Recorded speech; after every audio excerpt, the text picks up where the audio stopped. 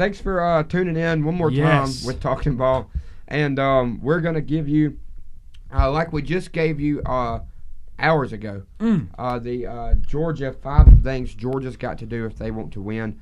Now we're going to talk about 5 things that Bama has to do if they want to win. And a lot of that is kind of reverse psychology on what Georgia needs especially to if do. you watch both of them. And if you have it, grab you a back scratcher and go watch the other one. That's right. What the number one thing that we believe that Bama has to do is completely reverse Georgia. Right. Georgia had to get pressure. Bama's got to protect Bryce Young. Absolutely. And, I mean, that's what they did in the SEC championship game. And I'll tell you what, I've said it ad nauseum multiple times about how Bama struggled this year. In that Auburn game, Auburn got after Bryce Young. Cincinnati did too. Yeah, Cincinnati got after Bryce Young a little bit. And especially in the Auburn game, Bryce Young looked very human. Yep. Bryce Young didn't look very good. And that's with any quarterback. If you get pressure in Tom Brady's face. Yeah. If you can get to the quarterback constantly over and over, constantly getting pressure, they're not going to play well. And that's what Georgia was not able to do in the SEC championship game, and Bryce Young won the Heisman in that game because he absolutely dominated. It was able to give him time. It was able to give his wide receivers time to get open. They took the top off the defense. And if Bama can do that again in the national championship, if y'all leave this game with 1 sack max, it's going to be hard to win.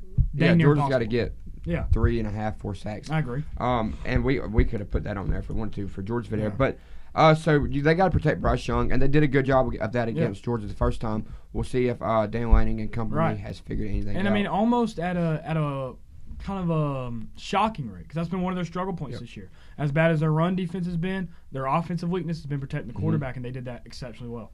The second thing Bama has to do in order to win this football game is to find another receiving threat, not named Jameson Williams. John Mechie was that 3rd and 8 guy. He was there. Julio Jones. I have what's his name. He was there. Stephon Diggs. There, DeAndre Hopkins to go to. And the guy that's gonna catch it. And exactly, I was about to say a bit of a security blanket. Yep. I mean, he led the team receptions by a lot. I believe. He had like 30 on Jameson Williams, like 30 more receptions. Jameson Williams, that home run guy, and Jameson Williams ain't a bad possession. No, he's a good receiver. Yeah, he's without a doubt, probably a first-round receiver. Right, but he's not the John Mechie. Right. I know I can count on him. He's going to be open. I'm not saying Mechie is some sort of way more talented than Williams. Right. Their roles are different. Right, absolutely. An X receiver is different than a Y or a Z receiver. Oh, 1,000,000%. And somebody's got to step up. And I don't know all the young guys. I know Alabama's recruited very well at that position. I know Slade Bolden, who he's a great possession receiver. I'm interested to see, will they try to put Slade Bolden and make him John Mechie? Right. Or is it going to be kind of like a by company type thing, by committee? That's kind of what I'm thinking. And now, granted, Slade Bolden's a dang good possession receiver. Don't get me wrong. And in all reality, no, he's not Mechie at all. And I was about to say, well, for one, Georgia's not biting their nails to the quick over Slade Bolden. No. With John Mechie and Jameson Williams, they're a little bit more nervous. With Slade Bolden, now granted, with Clemson, obviously I'm going to have to say something about Clemson. I'm a Clemson fan. But Hunter Renfrow was able to kill Bama both times that we played him in the Natty. I mean, he was able – and Hunter Renfrow, he's better than Slade Bolden. Slade Bolden's good. But that's not somebody that's going to tear up that Georgia defense. Right. Absolutely not. So somebody has to step up. And I'll tell you one thing, if you struggle to find that 3rd and 8, I need 10 yards kind of guy, you're going to be in trouble. You're going to, especially, number one, if y'all can get some pressure too. If we're getting pressure. Because who's he going to rely on? You can't throw the streak to Jameson Williams. Right, every single time. Yep. And, I mean, who's he going to depend on? But one thing I will say for Georgia, I mean, this is obvious, but what killed Clemson the 2 times that we lost to them, and really even in the semifinal that we lost to them that 1 year when Kelly Brown was our quarterback, they're tied in. Yep. O.J. Howard killed us. Really, that's the main reason we lost both times in the national championship to Bama. They got Jahill Billingsley. I don't know who the other guy is. Jahill Billingsley, he's been a bit inconsistent, but the talent's there. And I would not be surprised if Bama's scheming something up. If Bill O'Brien, Nick Saban, all their offensive analysts are figuring out a way to get Jahill Billingsley the ball because, and as you said, we're talking about pro quarterbacks, we've seen really a reemergence of tight ends, even on Georgia, obviously with Brock Bowers. And I mean, y'all have Darnell Washington, the Fitzpatrick. I mean, he plays a good bit. And you've seen a reemergence, and just go through and how important that is. Name great quarterbacks. Tom Brady. Who you think of? Think of Gronk. Rob Gronkowski.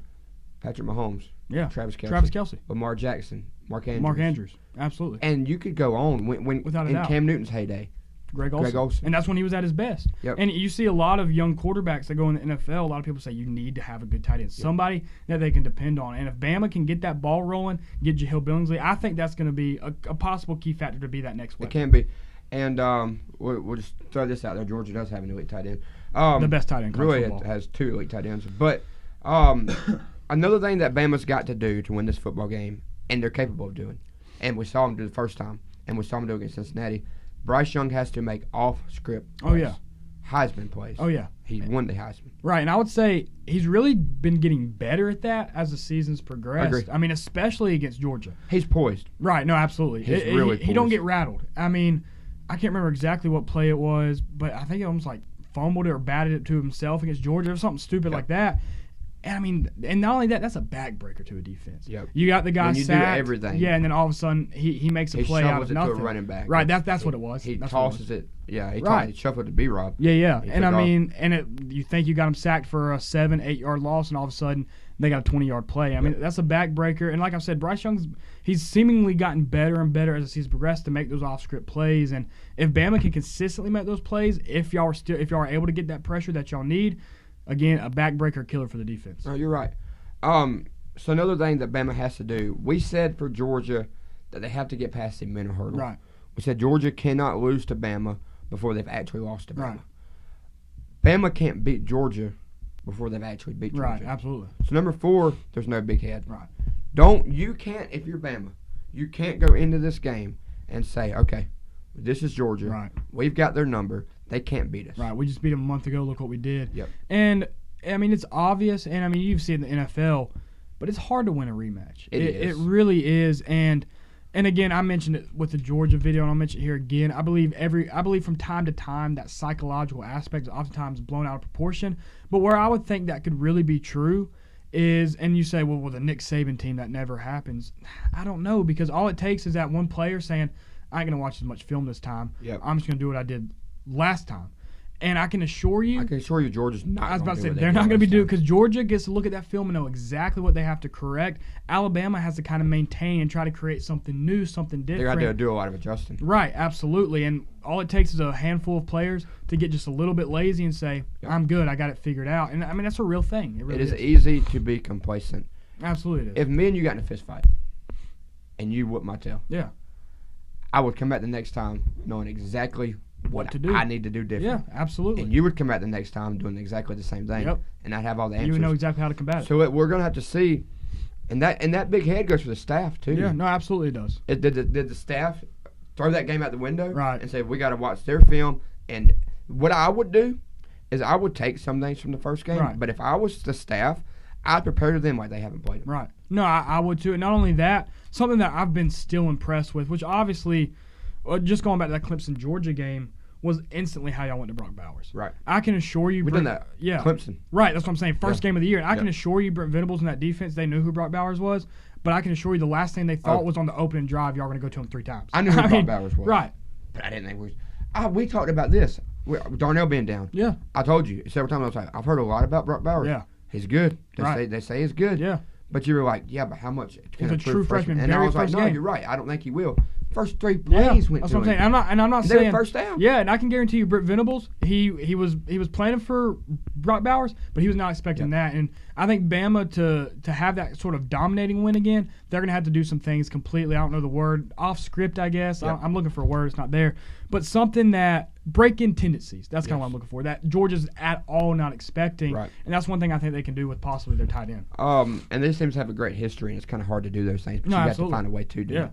So no big head. Lastly, if you're Bama and you win this game, here's what you want to do. You want to play from ahead. Absolutely. And it's a little bit obvious, but what that means is you're pretty much taking Georgia's ability to run. Right. Absolutely. We said Georgia needs to run for 4 yards a carry. Yeah. But if they get down by 17, they can't. They can't. They're not going to be able to. They can't run inside zones and sweeps. Right. They've got to pass the ball. And we've seen that in the SEC championship game. It's the same thing. And I mean, every team, regardless, is built to play from ahead. But especially Georgia's offense. I mean, I think of Michigan. Michigan's offense built to play from ahead. Bama's the type of offense they can play from behind because they can hit you over the top. They can score in a hurry. Georgia, for the most part, is more of a 8-9 play kind of offense. So if you force them to play from behind, it's going to be really hard for that Georgia team to win. The only time you're really going to see Georgia hit big plays is when they are up. Oh, yeah, absolutely. Georgia gets up by 10, okay, now we're taking shots. Right, absolutely. And it'll be interesting to see how much does Monken let Stetson. Right. Does he come out the gate? And I will say this, we are a run-first team, But we've come out of the gate passing a lot and then went to the run. I will say this. I know this is more Bama video, but for Bama, I mean, it goes. They have drawn a lot of pass interference penalties in the secondary. And I've seen a Clemson team that end up winning the Natty be that same way. We drew a lot of penalties. It wouldn't hurt y'all. I mean, throw the ball up sometimes. Yep. I mean, that's like you could draw Darnell a lot. Washington. Yeah.